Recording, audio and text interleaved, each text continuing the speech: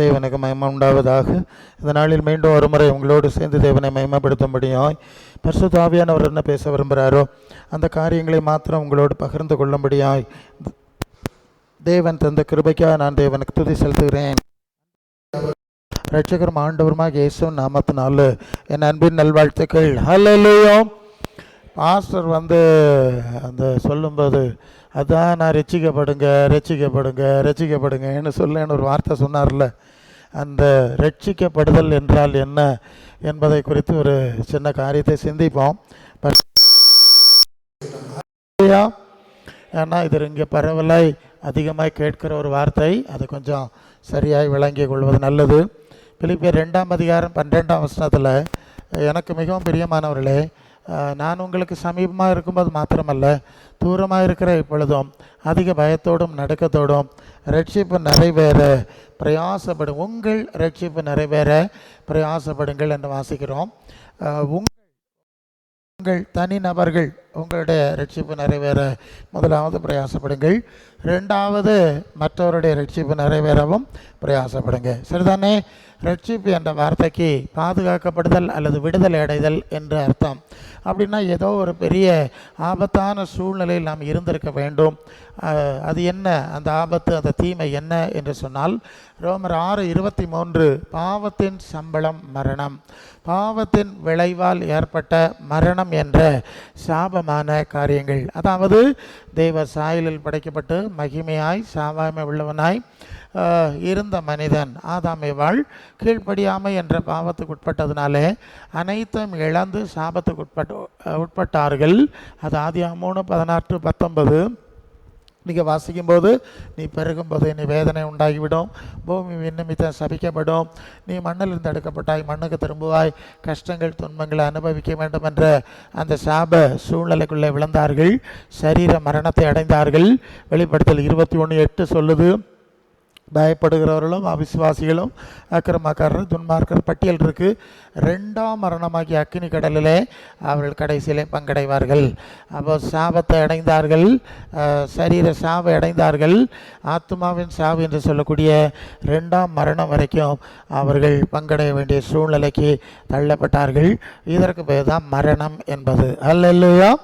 Time ஷார்ட்டாக இருக்குது, நான் சுருக்கமாக சொல்கிறேன். இப்படிப்பட்ட ஆபத்தான சூழ்நிலையிலிருந்து ரட்சிக்கப்பட்டு தேவன் தம்முடைய குமாரனாக இயேசு அனுப்பினார். அதனால தான் அப்போஸ்தலர் 4:12, வானத்தின் கீழே பூமியின் மேலே நாம் ரட்சிக்கப்படுவதற்கு இயேசு நாமம் அல்லாமல் வேறொரு நாமம் கட்டளையிடப்படவில்லை. அது இயேசு நம்மாவாக இருந்தாலும் சரி தான், சகோதரராக இருந்தாலும் சரி தான், புனிதர்கள் வேறு யாரையும் தேவன் ஏற்படுத்தவில்லை. தேவன் தம்முடைய ஒரே பேரான குமாரனாக இயேசு கிறிஸ்துவை மாத்திரம் ஏற்படுத்தினார் என்பதை நாம் அறிந்திருக்கிறோம். ஏனென்றால் எபிரேயர் 2:14 மரணத்துக்கு அதிகாரியாகிய பிசாசானவனை தன்னுடைய மரணத்தினால் அழிக்கும்படிக்கு அவர் தம்மை தாமே சாவுக்கு பாவ நிவாரண பலியாய் சிலுவையிலே ஒப்பு கொடுத்தார் என்பதை நாம் அறிந்திருக்கிறோம். அல்லேலூயா. இயேசு மாத்திரம்தான் ஒப்பு கொடுத்தார், வேறு யாரும் ஒப்பு கொடுக்கல. இயேசு மாத்திரம் தேவன் நியமித்தார். அது தானியேல் 9ஆம் அதிகாரம் 12 அங்கே வரும்போது, ஆமாம், அதாவது அங்கே வாசிக்கிறோம், அக்கிரமத்தை பாவ நிவர்த்தி உண்டு பண்ணுவதற்கும் அக்கிரமத்தை நிவர்த்தி பண்ணுறதுக்கு மகா பிரதான ஆசாரியரை அபிஷேகம் பண்ண வேண்டும் என்று தேவனுடைய திட்டம் இருக்கிறது. அது மகா பிரதான ஆசாரியராகிய இயேசுவை தான் குறிக்கிறதே தவிர வேறு யாரும் இல்லை என்பதை 24 மீறுதலை தவிர்க்கணும், பாவங்களை தொலைக்கணும், அக்கிரமத்தை நிவர்த்தி பண்ணணும், நித்திய நீதியை வருவிக்கணும், எல்லா தீர்க்க தரிசனங்களையும் நிறைவேற்றணும், மகா பரிசுத்தம் உள்ளவரை அபிஷேகம் பண்ணுறதுக்கு உன் ஜனத்தின் மேலும் பரிசுத்த நகரத்தின் மேலும் 70 வாரம் செல்லும். அதன் பிறகு மேசியா வருவார், கீழே இருக்கிறது பிரபுவாகிய மேசியா வருவார், அவர் சங்கரிக்கப்படுவார் என்றெல்லாம் இயேசுவை குறித்து சொல்லி இருக்கிறது. பாவ நிவாரண பலியாக இயேசு தம்மை தாமே ஒப்பு கொடுத்த அடிப்படையில் தான் நமக்கு ஏற்பட்டிருந்த மரணத்திலிருந்து நம்மை விடுவிக்கும்படி அவர் தம்மை தாமே மரணத்துக்கு ஒப்பு கொடுத்தார். அல்லேலூயா. ஏசாயா 53:4 அவர் நம்முடைய பாடுகளை ஏற்றுக்கொண்டு துக்கங்களை சுமந்தார், நமக்கு சமாதானத்தை உண்டு பண்ணும் ஆக்கினை அவர் மேல் வந்தது என்றெல்லாம் அந்த பகுதியை குறித்து நாம் வாசிக்கிறோம். அல்லேலூயா. என்ன புரிஞ்சுங்க?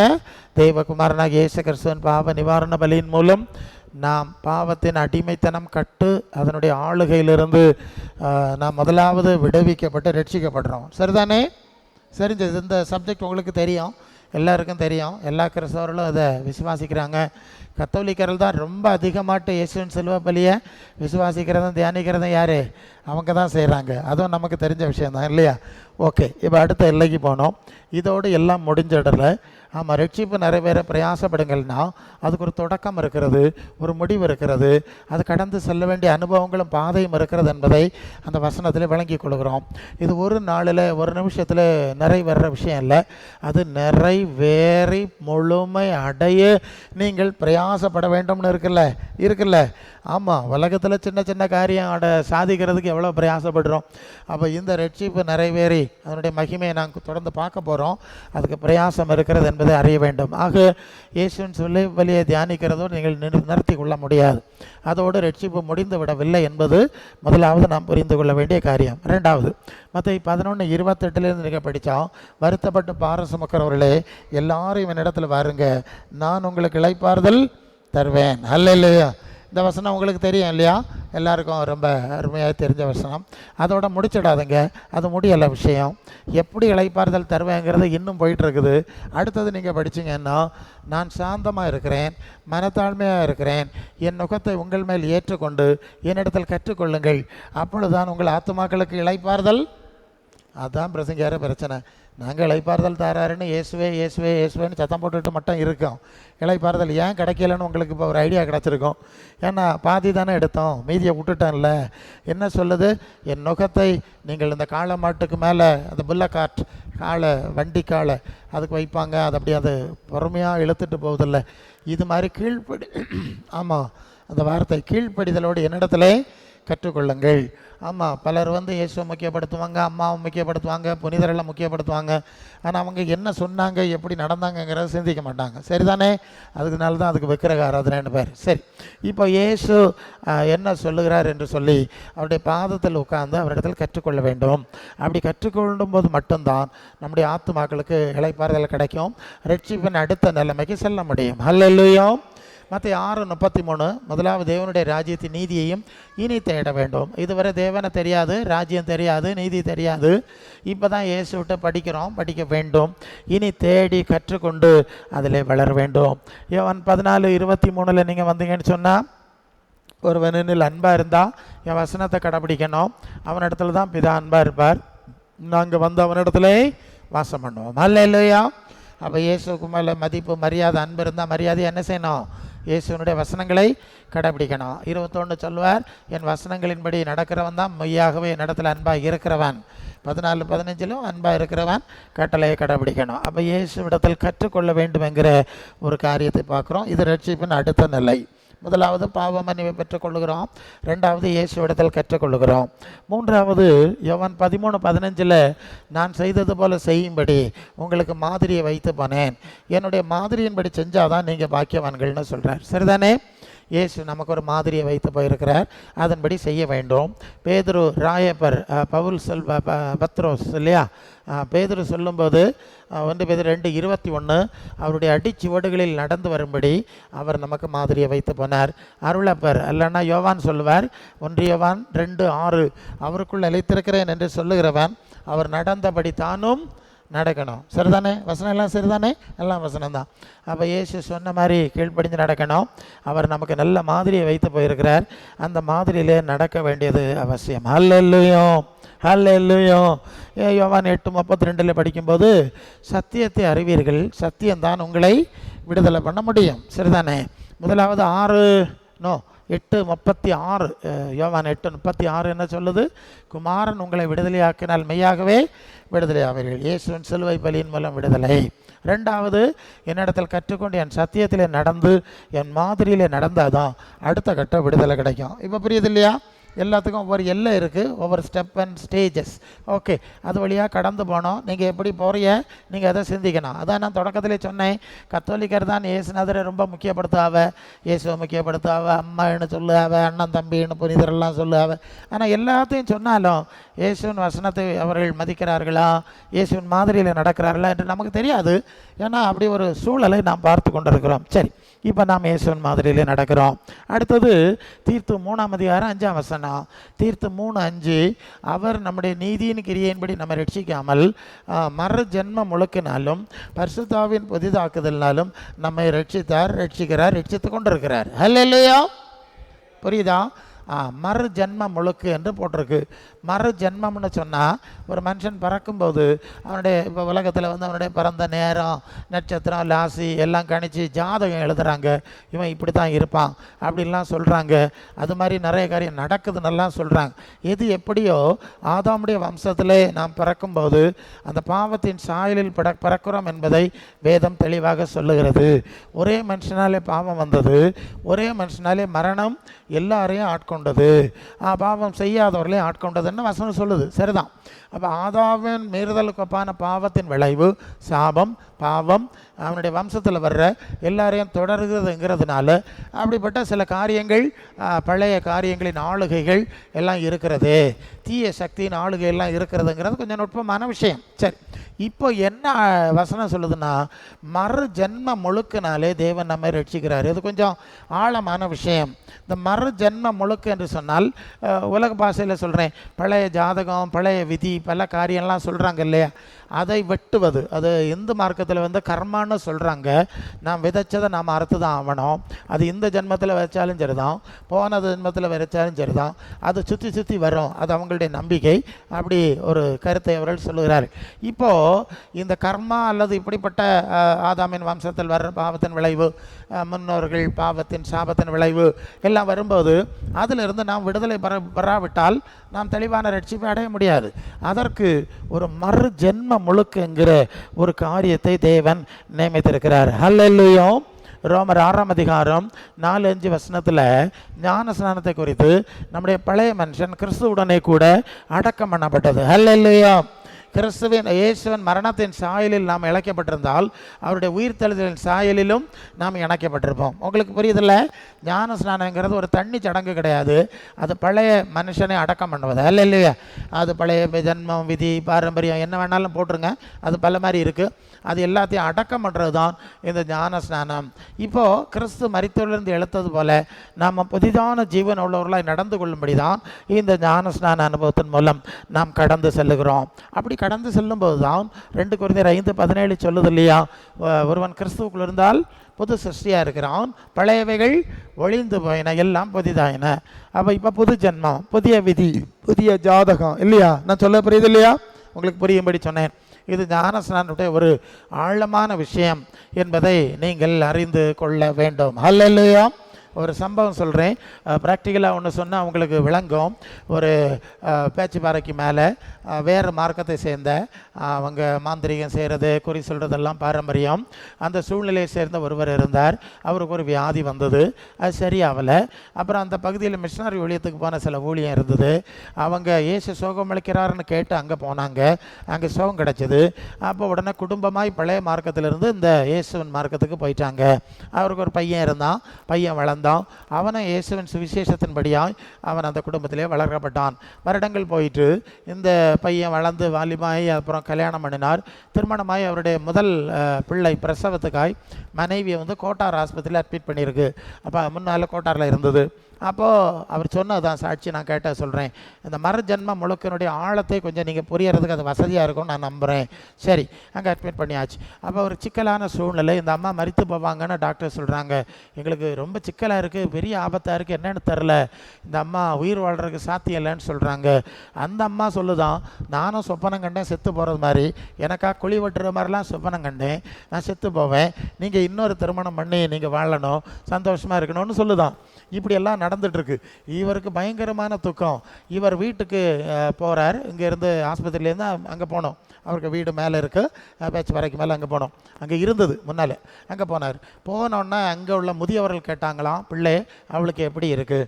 அப்போ இவர் சொன்னாராம், இப்படி டாக்டர்ஸ் இப்படி சொல்கிறாங்க, இவளும் இப்படி சொல்கிறா, என்னன்னு தெரில, எனக்கு ரொம்ப கஷ்டமாக இருக்குது. உடனே அந்த முதியவர்கள் சொன்னார்களாம், நீ சங்கடப்படாத பிள்ளை, விதியை ஒன்றும் செய்ய முடியாது, விதியை நம்ம ஜெயிக்க முடியாது.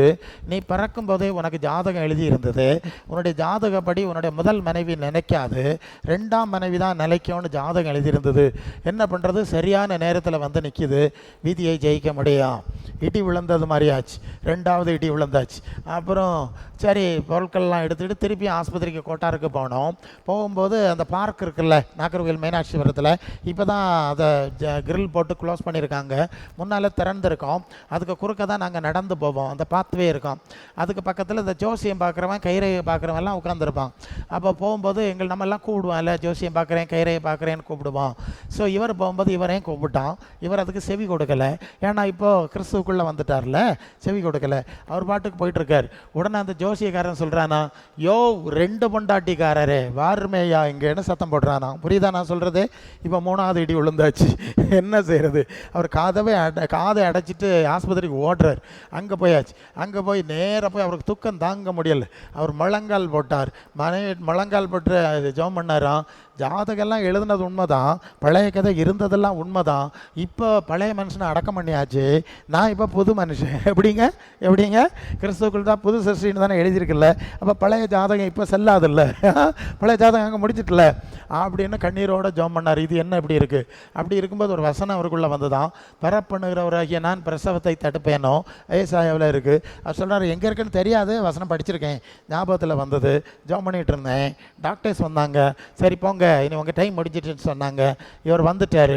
அவர் சொல்லார், என் மனைவிக்கும் சுகப்பிரசவம், அந்த வார்டில் இருந்த எல்லாருக்கும் சுகப்பிரசவம், இன்னும் உயிரோடு இருக்காங்க. அல்லேலூயா. என்ன புரிஞ்சுங்க? பழைய ஜாதகம், பழைய விதி, பழைய இதெல்லாம் விட்டணும்னா இப்படிப்பட்ட ஒரு முக்கியமான மறு ஜென்ம முழுக்கு என்று சொல்லக்கூடிய பழசெல்லாம் முழுக்கு போடணும். 1 பேதுரு 3:18-19 நீங்கள் உங்கள் முன்னோர்களால் வீணாய் அனுசரித்து வந்த பாரம்பரிய நடவடிக்கைகள் என்று வெள்ளியினாலும் பொன்னினாலும் மீட்கப்படாமல் மாசற்ற ஆட்டுக்குட்டியாகி இயேசுவின் இரத்தத்தினாலே மீட்கப்பட்டிருக்கிறீர்கள். உங்களை விலை கொடுத்துருக்கு, கிரயத்துக்கு விலைக்கு வாங்கியிருக்கிறார். உங்களை வாங்கியிருக்காரா? பழைய பாரம்பரியத்திலேருந்து வாங்கினாரா? ஆமாம் பிரசங்கியார், அவர் வாங்குறேன்னு சொல்கிறாரு.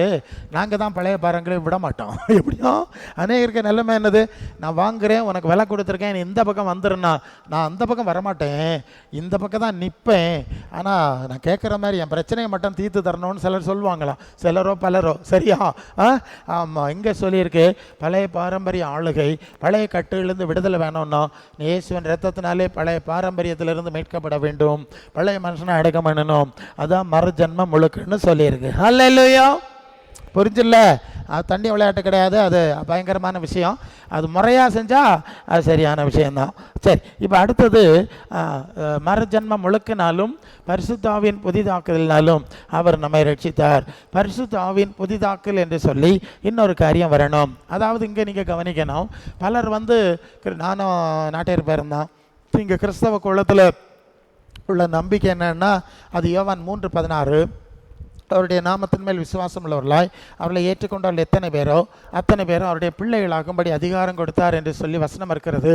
இந்த அடிப்படையில் நாங்கள் இயேசுவை தேவகுமாரனா விசுவாசிக்கிறோம், அதனால் தேவ பிள்ளை ஆயிட்டோம் அப்படின்னு சொல்லி பலர் நம்புகிறாங்க. ஆனால் நீங்கள் லூக்கா 4:41 பிசாசுகளும் இயேசுவை தேவனுடைய குமாரனே என்று அறிக்கையிட்டு ஓடி போயிட்டு என்று வாசிக்கிறோம். லூக்கா 8:28 வந்தீங்கன்னா, லேக்கியோன் 6000 பிசாசு பிடிச்சிருந்த மனுஷனும் இயேசுவை தேவனுடைய குமாரன் என்று அறிக்கையிட்டதை பார்க்குறோம். மனிதர்கள் இயேசுவை தேவனுடைய குமாரன் விசுவாசிக்கிறாங்க, அறிக்கை பண்ணுறாங்க, அதனால் தேவ பிள்ளை ஆயிரலான்னு நினைக்கிறாங்க. அது முடியாது. அது உண்மையாக இருந்தால் பிசாசுகளை இயேசுவை தேவகுமாரன் என்று அறிக்கை பண்ணுறதுனால அவை தேவ பிள்ளைகளாக மாறி இருக்கணும், அவர்களுக்கும் பரலோக ராஜ்யம் கிடச்சிருக்கணும். ஆனால் நடக்கலை. அதனால் இயேசுவை தேவகுமாரன் என்று விசுவாசிக்கிறது மட்டும் நாம் தேவ பிள்ளை ஆகிறதுக்கு அடிப்படை கிடையாது. நீங்கள் ரோமருக்கு எழுதின நிருபம் 8:14 வந்தால் இவர்கள் தேவனுடைய ஆவியினால் நடத்தப்படுகிறார்களோ அவங்க தான் தேவ பிள்ளைன்னு எழுதியிருக்கா எல்லாம் வசனம் தான் சொல்லிட்டு இருக்கேன். இயேசு ஞானஸ்நானம் பெற்று கரையேறினார், பரிசுத்த ஆவியானவர் இறங்கி அவரை குறித்து சாட்சி சொன்ன ஒரு வார்த்தை தெரியுமா? இவர் அவனுடைய நேசகுமாரன், இவர் மேல் பிரியமாக இருக்கிறேன். அதனால தான் அப்போஸ்தலர் 5:32 சொல்லுகிறது, தேவன் உண்மையாய் தமக்கு கீழ்ப்படுகிறவர்களுக்கு தந்தருளின பரிசுத்த ஆவி சாட்சின்னு சொல்லிருக்கு. தேவன் ஆவியா வந்து நமக்குள்ள இறங்கி சாட்சி கொடுக்காவிட்டா நாம் தேவ பிள்ளையா மாற முடியாது. 1 கொரிந்தியர் 3:16 சொல்லுகிறது, நீங்கள் தேவனுடைய ஆலயம், தேவனுடைய ஆவி உங்களில் வாசமாக இருக்கிறதுன்னு சொல்லியிருக்குங்க. தேவன் ஆவியா நமக்கு வந்து முத்திரை போடணும். எபேசியர் 1:13 தானே, அங்கே நீங்கள் படிக்கும்போது விசுவாசிகள் ஆனபோது வாக்குத்தத்தம் பண்ணப்பட்ட பரிசுத்த ஆவியினால் முத்திரை போடப்பட்டீர்கள்னு சொல்லியிருக்கு. எபேசியர் 4:30 மீட்கப்பட நாளுக்கு என்று முத்திரையாய் பெற்ற பரிசுத்த ஆவியை துக்கப்படுத்தாதீர்கள்னு சொல்லியிருக்கு. அப்போ என்ன புரிஞ்சிங்க? பரிசுத்த ஆவியாகிய முத்திரை நமக்கு மிகவும் அவசியமாக இருக்கிறது. அல்லேலூயா. பரலோக தேவன் ஆவியா வந்து முத்திரை போடாவிட்டால் நாம் தேவ பிள்ளைகளுங்கிற அந்தஸ்தை பெற முடியாதுங்கிறத இந்த பகுதியில் நாம் பார்க்குறோம். அது மாத்திரம் இல்லை, அவர் ஆவியினாலே நம்முடைய ஆத்மாவை, நம்முடைய வாழ்வை அவர் புதிதாக்குறார் என்பதை அறியணும். அதனால தான் கலாத்தியர் 5:22 ஆவியின் கனிகள் என்று சொல்லி அன்பு, சந்தோஷம், சமாதானம், நீடிய பொறுமை, தயவு, நற்குணம், சாந்தம், விசுவாசம், இச்சையடக்கம் 9 குணத்தை கொடுக்குறார். பரலோகத்தின் ஆவி வந்தால் இந்த குணம் நமக்குள்ளே வந்து நாம் புதுப்பிக்கப்படுகிறோம். உலகத்தின் ஆவி அல்லது பிசாசின் ஆவி இருந்தால் அதுக்கு மேலே 2-3 வசனம் இருக்குல்ல, மாம்சத்தின் கிரியைகள் வெளியரங்கமாக இருக்கின்றன, சண்டைகள், கொலைகள், வரிகள், மார்க்கபேதங்கள், நிறைய இருக்குது, எல்லாம் படிச்சிருங்க. ஸோ அந்த மாதிரி இருக்கும். அப்போ பரிசுத்தாய் வந்தால் அந்த தேவனுடைய குணம் வருகிறது. அது மத்திய 5:48 உங்கள் பரலோகத்தில் இருக்கிற உங்கள் பிதா பூரண சர்க்குணராக இருக்கிறது போல நீங்களும் பூரண சர்க்குணராக இருக்க வேண்டும். அந்த பிதாவின் ஆவி நமக்குள்ள வரும்போது, அதாவது யோவான் 15:26 பிதாவினிடத்திலிருந்து நான் உங்களுக்கு அனுப்ப போறவரும் பிதாவினிடத்திலிருந்து புறப்படுறவருமாகிய சத்திய ஆவி என்று இயேசு சொல்லுவார் இல்லையா? அந்த பிதாவின் ஆவி நமக்குள்ள வரும்போது அந்த பரலோக பிதாவின் குணங்களும் கனிகளும் நமக்குள்ள வந்து நாம் புதுப்பிக்கப்படுகிறோம். ஹல்லேலூயா. நாம் புதுப்பிக்கப்பட வேண்டும். அதனால தான் நீங்கள் வந்து யோவான் 3:3 ஒருவன் மறுபடியும் பிறவாவிட்டால் தேவனுடைய ராஜ்யத்தை காண மாட்டான்னு சொல்லிட்டு 5ஆம் வசனத்தில் ஜலத்தினாலும் ஆவியினாலும் பிறவாவிட்டால் தேவனுடைய ராஜ்யத்தை பிரவேசிக்க மாட்டான்னு சொன்னார். சரிதானே? ஜலத்தினால் பிறக்கிறதுங்கிறது மறு ஜென்ம முழுக்கு பொது சிருஷ்டி ஆக்கிற ஞான ஸ்நானம். ஆவியினால் பிறத்தர் என்று சொல்வது பரிசுத்த ஆவியினாலே நாம் தேவ சாயலாக புது மனிதர்களாக மாற்றப்படுகிற அனுபவம். அப்போ பரிசுத்த ஆவின்னு சொல்வது ஏதோ சத்தம் போடுறது, கை கால் உதறதுன்னு மட்டும் நீங்கள் நினச்சிடாதுங்க. வல்லமை அந்நிய பாஷையெல்லாம் இருக்கட்டு. ஆனால் பரிசுத்தாய் வரும்போது நீங்கள் எபேசியர் 5:22 அந்தபடி முந்திர நடக்கக்கூடிய மோசம் போக்கும் இச்சைகளாலே கெட்டு போகிற பழைய மனுஷனை நீங்கள் களைந்து போட்டு, ஆமாம் அது ஞான ஸ்நானத்தில் களைந்து போட்டு உங்கள் உள்ளத்திலே புதிதான ஆவி உள்ளவர்களாகி மெய்யான நீதியிலும் பரிசுத்தத்திலும் தெய்வ சாயலாக சிருஷ்டிக்கப்பட்ட புதிய மனுஷனை தரித்துக் கொள்ளுங்கள். அல்லேலூயா. இப்போ புரியுது இல்லையா? நீங்கள் பரிசுத்தாவினால புதுப்பிக்கப்படுகிறீர்களா, பட்டீர்களா, நீங்கள் சாயல் மாறுறீங்களா? நீங்கள் தான் சிந்தித்து பார்க்க வேண்டும். அல்லேலூயா. அது இன்னொரு வசனம் இருக்குல்ல, அது ரோமர் 8:9 கிறிஸ்துவன் ஆவி இல்லாதவன் அவருடையவன் அல்லன்னு சொல்லியிருக்கு. ஏன்னா இந்த பரிசுத்த ஆவி முதலாவது தேவன் இயேசுவுக்கு கொடுத்தார் என்று சொல்லி அது அப்போஸ்தலர் 10:38 இயேசுவை தேவன் பரிசுத்த ஆவியினால் வல்லமையினால் நிரப்பினார். தேவன் அவரோட கூட இருந்ததுனால தான் பிசாசின் வல்லமையில் அகப்பட்டவர்களை அவர் விடுவித்தார்னு வாசிக்கிறோம். அந்த இயேசுவுக்கு கொடுத்த அதே ஆவியை தான் இயேசு நமக்கு அனுப்பி வைக்கிறார். அல்லேலூயா.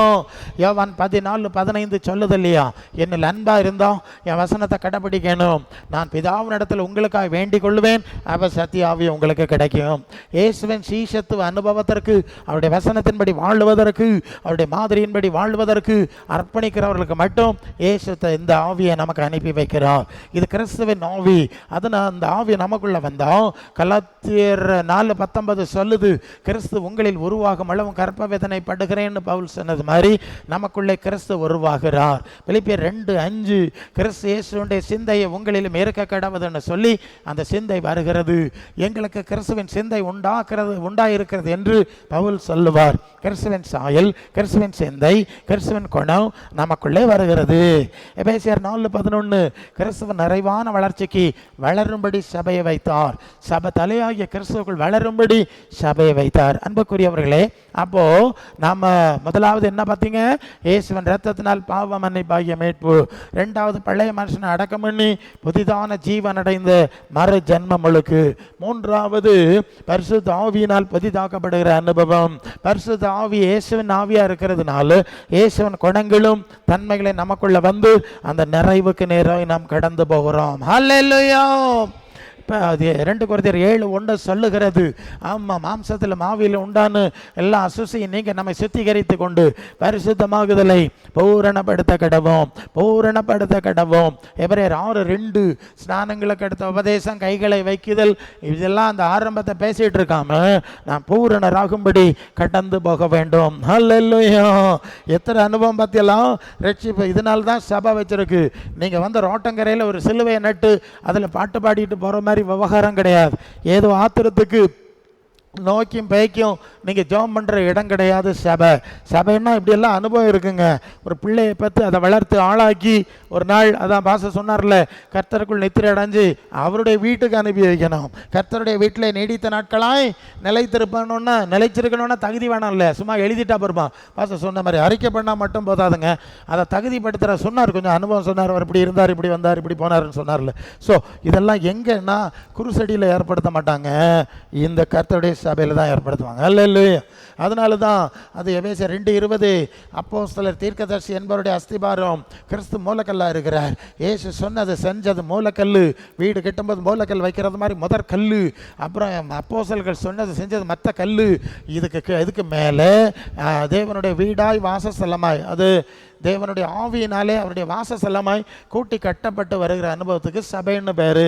இயேசுவின் போதனை கிடையாது, மாதிரி கிடையாது, அப்போஸ்தலர் போதனை மாதிரி கிடையாது. சத்திய ஆவியானவருடைய சத்திய மாதிரியோ நடத்துதலோ இல்லாத இடத்துக்கு தான் குருசடின்னு பேர். இப்போ புரியுதா? அதான் இயேசுவை பயன்படுத்துகிறாங்க, எல்லா இடத்தையும் சிலுவை வச்சுருக்காங்க. அது வேற, இது வேற. இந்த சபையில் தான் ரட்சிப்பு நிறைவேற முடியும். அங்கே ரட்சிப்புன்னா அவங்களுக்கு தெரியுமா தெரியலையா நமக்கு தெரியல. இல்லையா? ஆமாம், பாட்டு ஆராதனை எல்லாம் தாராளம் இருக்குது, அவங்க செஞ்சுறாங்க, அது அவங்க காரியம். ஓகே, இது சபையின் விஷயங்களை ஆவியானவர் நம்மோடு பேசிகிட்டு இருக்கிறார். இங்கே மத்தேயு 10:22 முடிவு பரியந்தம் நிலை நிற்பவனே ரட்சிக்கப்படுவான். முதல்ல தொடங்கியாச்சுங்க, பாதியில் வீடை போட்டால் பல்ல கட்டிட்டு நிற்கும். அதை முடித்து பெயிண்ட் பண்ணி அதை உட்காரணும்ல, சிரமப்பட்டு ஆரம்பித்து அஸ்திபாரம் போட்டு இவ்வளோ லட்சம் செலவாக்குறேன்ல, அது மாதிரி தான் ரட்சிப்பில் தொடங்கிட்டு பாதியில் விட முடியாது. முடிவு பரியந்தம் நிலைச்சிருக்கணும். வெளிப்படுத்த 2:10 மரண பரியந்தம் உண்மையாயிரு, ஜீவ கிரீடத்தை உனக்கு தருவேன் ஆண்டவர் சொன்னார். ஹல்லேலூயா. ஆமாம், நீங்கள் உலகத்தில் அவங்க அப்படி வாழ்ந்தான், இவன் இப்படி போனான், நானும் இப்படி போவேன்னு போனால், நீங்கள் ஒரு நாள் உங்களுக்கு மலர் விளையம் வச்சு மண்ணில் வச்சுருவாங்க. அப்புறம் எழுதி போட்டுருவாங்க, விண்ணக வாழ்வின் 14ஆம் நாள்னு எழுதி போடுவாங்க. நீங்கள் வேண்டாங்களா? அவர் அங்கே ஃபோன் பண்ணி சொன்னாரா 14 நாள் என்ன பரலோகத்தில் இருக்காமான்னு? சேட்டலைட் ஃபோனாமா, வேறு எதுவும் ஃபோனாமா? என்ன ஃப்ராட் இல்லைன்னு இல்லையா? கள்ளத்தனம், கோயிலுக்கே வந்திருக்க மாட்டோம். ஆமாம், அவனுக்காக விண்ணக வாழ்வின் அப்படி இப்படிலாம் எழுதுறாங்க. உலகத்தை ஏமாத்துறது. வெளிப்படுத்தல் 12:9 உலகம் அனைத்தையும் மோசம் போக்குற பிசாசு என்று சாத்தான் என்று சொல்லப்பட்ட பழைய பாம்பாகிய வலுசர்ப்பம் இன்னும் இருக்குல்ல, இனிதானே தள்ளப்படணும். அது வரை அவனுக்கு மோசடி வித்தையில் அவன் பைபிளை வச்சும் செய்வான், பைபிளை வைக்காமலும் செய்வான். ஏசுநாட்ட சொல்கிறான், நீருங்கிறது தாழ குதியும், நம்முடைய பாதங்கள் கல்லில் இடராதபடி ஏந்தி கொள்ள போவார்கள் என்று எங்கே எழுதியிருக்கான்? 91 சங்கீதமா அங்கே எழுதியிருக்கான் இல்லையா? என்ன எழுதியிருக்கான்? வழிகளிலெல்லாம் உண்மை காக்கும்படி ஏந்தி கொண்டு போறன்னு எழுதியிருக்கு. நீ கிணத்துல போய் குதிச்சா காப்பாருன்னு எழுதியிருக்கா? ஒரு சின்ன வேத புரட்டு தான்.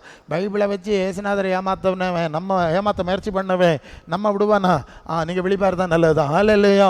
வேத புரட்டு ஆவிகளும் தந்திரங்களும் நிறைய இருக்குது, இந்த இதில் சிக்காதுங்க. சரி, இப்போ மரண பரியந்தம் நீ உண்மையாக இருந்தா உனக்கு நான் ஜீவகிரீடம் தருவேன்.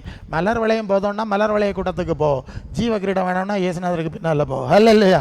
உங்களுக்கு எது வசதியும் நீங்கள் தான் முடிவெடுக்கணும். அப்புறம் கிடந்து சத்தம் போட்டு ஐயா போ எனக்கு பேர் இல்லைன்னா சத்தம் போடக்கூடாது. இல்லையா?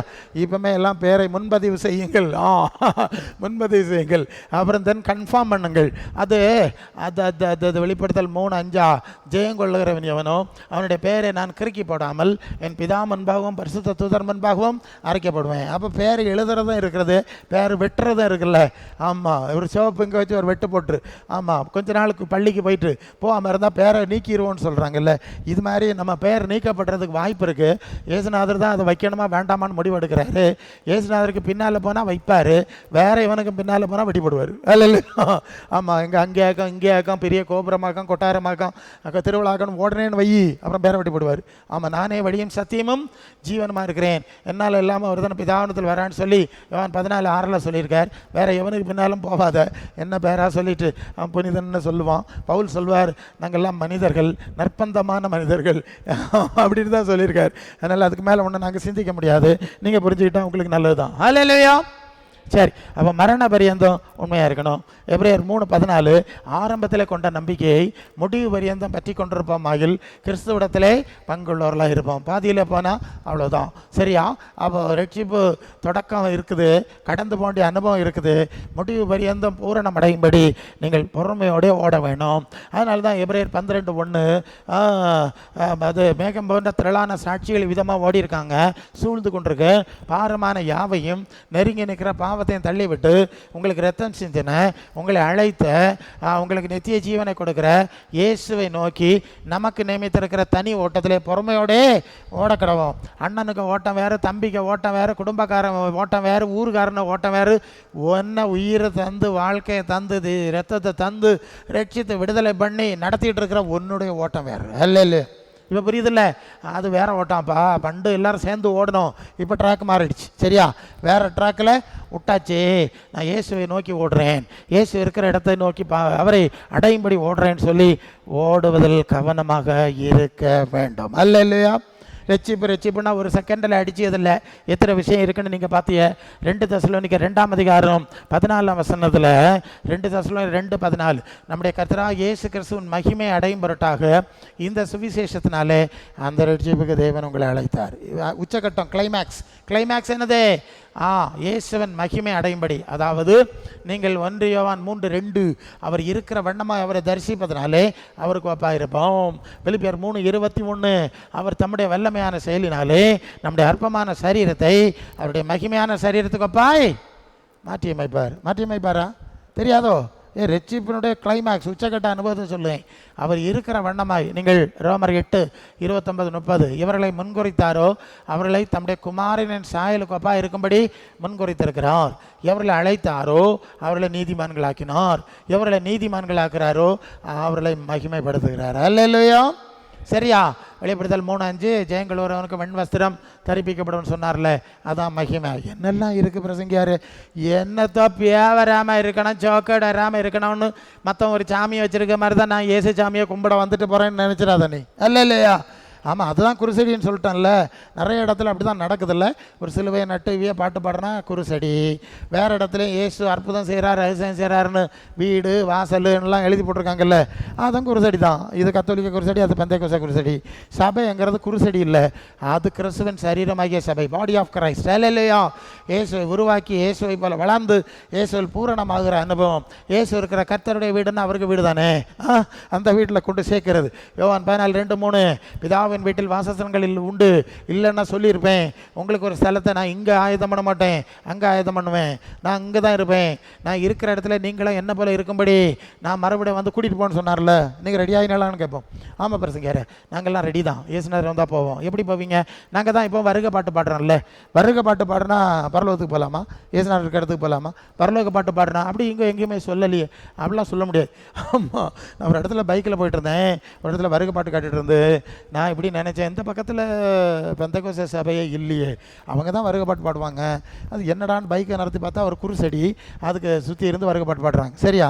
குருசெடியிலையும் இப்போ வருகை பாட்டு பாடுறாங்களா? பாட்டுட்டு போட்டு அப்படியாவது வருகை பற்றிய தகுதி அடைஞ்சால் சந்தோஷம் தான். சரி, இப்போ என்னாச்சு? அப்போ வருகை பாட்டு பாடுறதுனால போக முடியாதுங்க.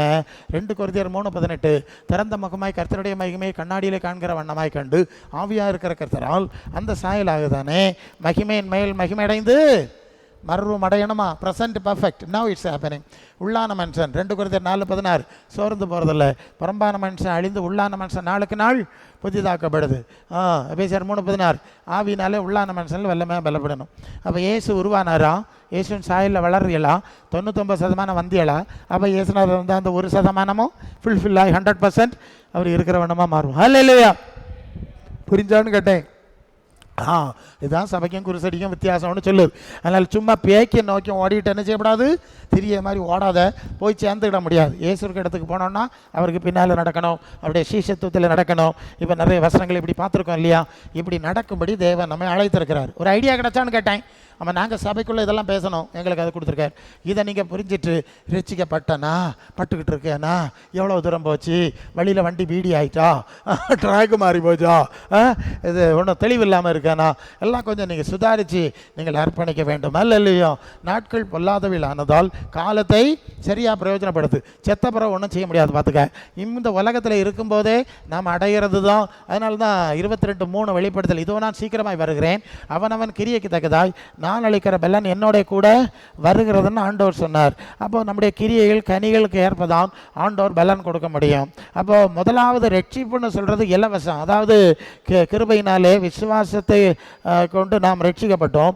இது 2:8 கிருபையினாலே விசுவாசத்தை கொண்டு ரட்சிக்கப்பட்டீர்கள், இது உங்களால் உண்டானதல்ல, இது தேவனுடைய ஈவு. அது என்ன ரட்சிப்புன்னு கேட்டால் பாவ மன்னிப்பாகிய ரட்சிப்பு. என்ன ரட்சிப்பு? பாவ மன்னிப்பு இலவசம், ரட்சிப்பு அந்த ரட்சிப்பு இலவசம். அதுக்கு பிறகு ஒன்றும் இலவசம் கிடையாது. அதுக்கு பிறகுலாம் அந்த கிரியை கேட்ட பலன். அதனால தான் அடுத்த வசனம் சொல்லுதில்ல 10, ஏனெனில் நற்கிரியை செய்கிறதற்கு நாம் கிறிஸ்து இயேசுக்குள் சிருஷ்டிக்கப்பட்டு அவைகள் தேவனுடைய செய்கையாக இருக்கிறோம் அப்படின்னு இருக்குது.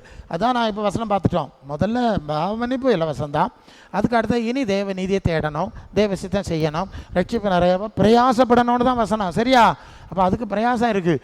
அதான் பிரசங்கியாரு, நாங்கள் ஜெபத்திலும் வேத வாசிப்பிலும் தேவ சத்தியங்களை தியானிக்கிறதிலும் அப்படியே பிரயாசப்படுகிறோம். எத்தனை கூட்டம் இருக்குது எங்கள் கூட்டம், எங்கள் சர்ச்சில் தெரியுமா? எதுக்கு பிரயாசப்படும்? பூமியின் உயர்ந்த ஸ்தானத்துக்கு ஏறது கிடையாது, உன்னதங்களில் அவரோடு கூட. வெளிப்படுத்தல் 3:21 ஜெயம் கொள்ளணும், நீ பாஸ் ஆகணும். இங்கே என்னெல்லாமோ டெஸ்ட் நடக்குது, பாஸ் ஆகணும்னு சோமனியா இல்லையா? ஆமாம், இப்படியெல்லாம் பாஸ் ஆனால் பூமியின் உயர்ந்த ஸ்தானத்துக்கு ஏறலாம். கடைசியில் ராஜாக்களின் கராரில் புதைச்சிருவாங்க. சரியா? இது ஜெயம் கொண்டு பாஸ் ஆகுது. இந்த ஜெயம் வேற, பரலோக ராஜ்யத்துக்கு போகிறதுக்கு. 16:31 உலகத்தில் உங்களுக்கு உபத்திரம் உண்டு, ஆனாலும் உலகத்தை ஜெயித்தேன். யோவான், நான் உலகத்துக்கு சரணடையலை, சாவறது வரைக்கும் சரணடையலை, உலகத்தை ஜெயிக்கும்படியாய் அந்த வெற்றியை பெறும்படியாய் தான் நாம் ரட்சிப்பு நிறைவேற பிரயாசப்பட்டு கொண்டிருக்கிறோம்ங்கிறத நீங்கள் மறந்துடக்கூடாது. வெளிப்படுத்தல் 12:10 அந்த வசனம் என்ன சொல்லுது? அவர்கள் மரணம் நேரிடுகிறதா இருந்தாலும் 11 மரணம் நேரிடுகிறதா இருந்தாலும் சாட்சியின் வசனத்தினாலும் ஆட்டுக்குட்டியானுடைய இரத்தத்தினாலும் பிசாசை ஜெயித்தார்கள். என்ன செஞ்சாங்க? உலகத்தின் அதிபதியாகிய பிசாசை ஜெயித்தார்கள். அப்படி ஜெயங்கொள்ளும்படி ஓடும்படி தான் இந்த சூழ்நிலை வச்சிருக்கு. அப்போது படிக்கிறோம், அடுத்தது பரீட்சை எழுதுகிறோம், எத்தனை மார்க்கில் பாஸ் ஆகிறோம்னு பார்க்கணும் இல்லையா? அதுக்கு தான் வித்தியாசமான மகிமை கொடுக்கணும் இல்லையா? 1 Corinthians 15:40-41 சூரியனுடைய மகிமை வேறு, சந்திரனுடைய மகிமை வேறு, நட்சத்திரங்களுடைய மகிமை வேறு, மரித்தவர் உயிர் தளத்தில் அப்படி இருக்கும். சிலர் சூரியனை மாதிரி, பலர் சந்திரன் மாதிரி, வேறு பலர் தீவிரேட்டு மாதிரி, மற்றவையெல்லாம் மண்ணெண்ணா விளக்கு மாதிரி, முழுவத்திரி மாதிரி இருப்பாங்க. அவருடைய கிரிய கனிகளுக்கு ஏற்றபடி பலன் கொடுத்தா அப்படி தானே இருக்கணும். அதான் மகிமை, இயேசுக்குரிய மகிமை தான். ஆனால் அந்த மகிமை பூரணத்தை எல்லாரும் அடைய முடியாது, அவருடைய தகுதிக்கு ஏற்ப. இந்த தகுதி உண்டாக்குறதுக்கு தான் இந்த பாடசாலை வச்சிருக்கு, இது பள்ளி வச்சிருக்கு.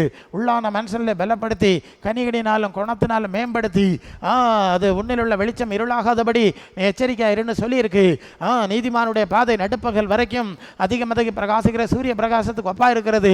பாவியா வருந்தா அவனுக்கு ஆத்மா இருட்டா இருக்கும். அவன் செத்து போன அந்த ஆத்மா வவ்வால் ஜரம் வச்சுட்டு போன மாதிரி இருட்டா தான் இருக்குமா. ஆனால் அவன் மனம் திறந்தும் போது அவனுடைய ஆத்மாவில் ஒரு வெளிச்சம் எள்ளு போல காலையில் உதிக்கிய சூரிய மாதிரி உதிக்குமா. அடுத்தது கொஞ்சம் கொஞ்சமாக வளர்ந்து அது நடுப்பகல் 12 மணி வரை வருமா, வர சூரியன் மாதிரி வெளிச்சம் வருமா. நீங்கள் எவ்வளவு தூரம் வந்தீன்னு பார்க்கணும். அல்ல இல்லையா? அவர் அதை காட்டி தந்தால் தான் பார்க்கணும். அல்ல இல்லையா?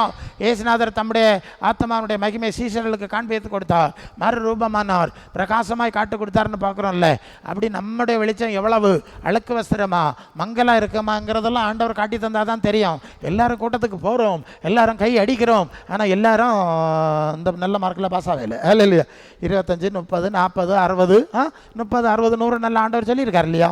அப்படியெல்லாம் இருக்கு. நீங்கள் என்ன செய்தியை? நான் ரட்சிப்பு நிறைவேற பிரயாசப்படுகிற அனுபவங்களை குறித்து பேசி கொண்டிருக்கிறேன். ஆட பிரசங்கியாரு ஏதோ போச்சுன்னு சமாதானமாக இருந்தோம், சோக்கேடு தீர்ந்துன்னு சந்தோஷமாக இருக்கோம், பயலுக்கு வேலை கிடச்சுன்னு சந்தோஷமாக இருந்தா இன்னும் என்னென்ன இல்லாமல் பேசுகிறீர். ஆமாம், மரண பரியந்தான் உண்மையாருன்னு சொல்லியிருக்குல்ல, முடிவு பரியந்தான் உண்மையாக இருக்குன்னு சொல்லியிருக்குல்ல. எல்லாம் முடிஞ்சு போச்சுன்னா உன்னை தான் பாதி வயசில் எடுத்துகிட்டு போயிருக்கலாமே, அது முடியலை, பாதியில் நிற்கிது. பூரண ஆகணுங்கிறதுனால தான் ஆயுசை கொடுத்து, காலத்தை கொடுத்து, வசனத்தை கொடுத்து, ஆவியை கொடுத்து, சபையை வச்சு ஊழியக்காரில் கொண்டு வந்து போஷித்து சபையை காப்பாற்றுகிறார். அல்லேலூயா. உங்களுக்கு புரிஞ்சுதான்னு கேட்டேன். இந்த அஸ்திபாரத்தில் நீங்கள் நிலைச்சிருக்கணும், இந்த மகிமைக்கும் நீங்கள் பிரயாசப்படணும். அல்லாமல் அங்கேயும் இங்கேயும் பார்க்காத, அவன் அங்கோடி போகிறான், நம்மளும் போனால் கொள்ளலாம், பிசாசுன்னா ஏமாற்றுவான். ஆமாம், அநேகர் அப்படி தான் சாத்தானுடைய வேலை பிடியில் சிக்கினவர்கள் நமக்கு கண்ணுக்கு முன்னே நடப்பார்கள். நமக்கு தோணும் அவிய எல்லாம் சும்மா தானே போகிறாவ, அவியில் கொண்ட பிரச்சனை இல்லை, நீ நடக்க ஆரம்பித்தா ஒன்றை பிடிச்சிருவான் உடனே. இல்லையா, நமக்கு பொறி வைக்கிறது இல்லையா, ஒரு பறவையை பிடிக்கிறதுக்கு அதுக்கு விருப்பமான சாப்பாடு வைக்கிறான், அது வந்து சாப்பிட்டு இருக்கும்போது கழுத்து சிறவுலாம் கண்ணி விழுந்துருது. இது மாதிரி தான் உங்களை ஏமாத்துக்கு பிசாசு உலகத்தில் மனிதர்களை பயன்படுத்துகிறான். எப்படியும் போகலாம், அப்படியும் போகலாம், தப்பே இல்லை, இப்படித்தான் அப்படித்தான்லாம் நிறைய சொல்லி ஏமாற்றுவான். அவன் போவான், அவனுக்கு ஒன்றும் சாத்தான் செய்ய மாட்டான். ஏன்னா உங்களை பிடிக்கிறதுக்குள்ள அவனை பயன்படுத்துகிறான். தூண்டில் மீன் மாதிரி நீங்கள் இறங்கி போகும்போது எப்படான்னு காத்திருப்பான், பக்கத்திலே தான் இருப்பான். இவனோ எழுதுவான், வலை வீசி பிடித்து விட்டார்கள். எப்படியா வலை வீசாம அப்படி சொல்லியிருக்குல்ல, அந்த வசனம் சொல்லுது, அது கண்ணி தரித்தது குருவி தப்பினது, மறைவான வலை கண்ணிகளுக்கு நீங்களாக்கும். அவன் வலை விரிக்கிறான், அவனுக்கு வேடன்னு பேர். எல்லா இடத்துலையும் விலையை விரிச்சுக்கிட்டு காத்திருக்குது. மற்றவங்கெல்லாம் நடந்து போகும்போது வலையை இறக்க மாட்டான், நம்ம நடந்தோன்னு இறக்கிடுவான். இல்லையா, நமக்கு கண்ணி வைக்கிறது தானே. இதிலே எத்தனை பேர் மாட்டி கண்ணி தரிச்சு குருவி தப்பி பறந்து வந்திருக்கான்ல. என்ன செய்ய, இந்த பாழான உலகம் அப்படி தான் இருக்குது. ஸோ போட்டுருவான் வலை வீசி, பக்கத்தில் தான் நிற்பான். அவனை எப்படா அமுக்கலாம், பக்கத்திலே நடப்பான், கூடே நடப்பான், எங்கே சிக்குவான் பார்ப்போம். ஒரே அமுக்க அமைக்கிறணும், பிடிபட மாட்டான், பிடிக்கிட்டா புள்ளி என்ன പറയുന്നത് போல. சரியா, சரி, அவன் கண்ணியெல்லாம் சிக்காது. இதுக்கு இயேசுநாதரோடு நடக்கணும். இந்த ரட்சிப்பு நிறைவேற பிரயாசப்படுங்கள். என்ன ஆண்டவர் என்னத்துக்கு அழைச்சிருக்காருங்கிறத தெளிவு இருக்கணும். மற்றவன் எல்லாம் எப்படியும் போட்டு என்ன ஆண்டவர் பரலோகத்துக்கு அழைச்சிருக்காரு, அவர் இருக்க இடத்துக்கு கூட்டிகிட்டு போகிறதுக்கு தகுதி அடையும்படி வச்சிருக்கார். நான் அதுதான் செய்வேன், அதில் தான் இருப்பேன் என்று நீ தெளிவாய் உன்னுடைய வேறுபாட்டு அனுபவத்தை என்ன செய்யணும், பார்த்துக்கொள்ளணும். அது யோவான் 15:19, நீங்கள் உலகத்தாராக இருந்தால் உலகம் தன்னுடைய சிநேகித்திருக்கும், நீங்கள் உலகத்தாராக இராதபடினாலும் உலகத்திலிருந்து நான் உங்களை தெரிந்து கொண்டபடினாலும் உலகம் உங்களை பகைக்கிறது. சாத்தாம்பிடியிலிருந்து உங்களுக்கு விடுதலை தந்தது நீங்கள் உணரணும், உலகத்திலிருந்து விடுதலை தந்தது உணரணும். உலகத்தார போல் அப்படி இப்படி நடக்கிறதுக்கு உனக்கு இங்கே விடுதலை தரையில, பின்ன அப்படியே விட்டுருக்கலாம் இல்லையா, எங்கேயும் குடிச்சிட்டு எங்கேயும் கிடந்து செத்தொழிச்சு போகணும், அப்படி உடையலாம் இல்லையா. அவள் பரிசுத்தவான்களோடு ஒரே நகரத்தார் ஒரே ஐக்கியத்தில் இருக்கும் அவர் தெரிந்து கொண்டிருக்கிறாருங்கிறத மனசில் வச்சணும், வச்சு கொஞ்சம் புத்தியாக நடக்கணும். இனி அங்கே நான் வர முடியாது. ஒரு நடிகர் இருந்தார், அவர் நடிப்பு துறையில் உச்சாணியில் இருந்தார், அப்புறம் கடன் பிரச்சனையில் மாட்டினார், தற்கொலைக்கு போக வேண்டிய சூழ்நிலை வந்தது. ஆண்டவர் அவரை சந்தித்தார், விடுதலை கொடுத்தார், ஊழியத்துக்கு வந்தார். ரொம்ப வருஷம் போயிடுச்சு. ஒரு பத்திரிகையாளன் போனான், உங்களுடைய நீங்கள் எப்படி இந்த மார்க்கத்துக்கு வந்தீர்கள், உங்களுடைய அந்த அனுபவத்தை சொல்லுங்கள்னு கேட்டான். அவர் எல்லாத்தையும் சொல்லிகிட்டே இருந்தார். இவன் அடுத்தது ஒரு கேள்வி கேட்டான், தந்திரமா. சரி, இதெல்லாம் சுவாரஸ்யமாக தான் இருக்குது. உங்களுடைய பழைய காலம் திரைத்துறையிலே நீங்கள் குலவச்சிய காலம் உண்டல்லவா, அது குறித்தும் சில காரியங்களை சொல்லுங்கள், எங்கள் பத்திரிகையின் வாசகர்களுக்கு அது கொஞ்சம் இன்ட்ரெஸ்டிங்காக இருக்கும்னு கேள்வியை கேட்டான். உடனே அவர் சொன்னார், அந்த ஆள் எப்பவுமே செத்து போயிட்டான். அந்த ஆள் எப்பவுமே யார், அந்த குலோச்சனானே, குலோச்சனானே, அவன் எப்பவுமே செத்து போயிட்டான். இவன் புது ஆள், இது வேற, அவனுக்கு தெரியாது, அவனை செத்து அவனை புதைச்சாச்சு, முடிஞ்சு போச்சு. இல்லையா, இது மாதிரி பழசெல்லாம் பொண்ணு புதைச்சாச்சு, அதுக்கு பின்னால் போகாது, திருப்பி தோண்டாது. சரிதானே? அப்போ ரட்சிப்பு நிறைவேற பிரயாசப்படுறதுல எத்தனை விஷயம் இருக்குது. அப்போ மரண பரியந்தான் உண்மையாயிரு, முடிவு பரியந்தான் நிலைச்சிரு, பூரணராகும்படி கடந்து போ. உன்னை எங்கே கூப்பிட்டாரோ அந்த இடத்துக்கு போச்சேறதுலே கவனமாக இரு. அங்கே இங்கே கண்ணை உருட்டாத. சரியா, உருட்டுறேன்னா சாத்தான் அடிச்சுட்டு போயிடுவான். ஆமாம், பிறகு வழி தெரியாமல் மாட்டிக்கிடுவேன். வெளி மறைச்சான்னு சொல்லுவோம். எங்கேயாவது போகிறேன்னு நினைக்கிது, வழியை தவிர எங்கேயாவது கொண்டு ஆற்றுலே குளத்திலே கொண்டு தள்ளி போடுறானா இல்லையா, கேள்விப்படுறான் இல்லையா. அது உனக்கு அப்படி சம்பவிக்கப்படாது. அப்போது கடைசி வரைக்கும் இயேசுவை நோக்கி, நம்முடைய மேய்ப்பரை நோக்கி, பிரதான மேய்ப்பராகி இயேசுவிடத்திலே திருப்பப்பட்டிருக்கிறீர்கள்னு பேதுரு சொல்வார். இயேசு தான் மேய்ப்பர், நாங்கள்லாம் அதுக்கு கீழே உள்ள சபார்டினேட் பாஸ்டர்ஸ் தான். அதை மறந்துடாது. சபையிலே சங்கங்களை குறித்து மேன்மை பாராட்டுவதை விட கர்த்தரை குறித்தே மேன்மை பாராட்டுவோம், அவருடைய சத்தியத்தை குறித்து மேன்மை பாராட்டுவோம், அவருடைய ஆவியை குறித்து மேன்மை பாராட்டுவோம், அவருடைய அப்போஸ்தல உபதேசத்தில் நடத்துகிற சத்தியத்தை நடத்துகிற ஊழியக்காரர்களுக்காகவும் நாம் தேவனை துதிப்போம். அல்லேலூயா. அப்போது அதிக நாங்கள் பக்கத்தில் இருந்தாலும் இல்லாமல் போனாலும் நீங்கள் எங்கே இருந்தாலும் உனக்கு ரட்சிப்பு நிறைவேற நீ பிரயாசப்பட்டு கர்த்தருடைய வீட்டுக்கு போகிறது உனக்கு கடமை. அல்லேலூயா. அதுக்கப்புறம் உங்களுக்கு முடிஞ்சா மற்றவருடைய ரட்சிப்பு நிறைய பிரயாசப்படுங்க. இந்த வார்த்தைகள்னாலே கர்த்தர் உங்களை ஆசீர்வதிப்பாராக. ஆமாம்.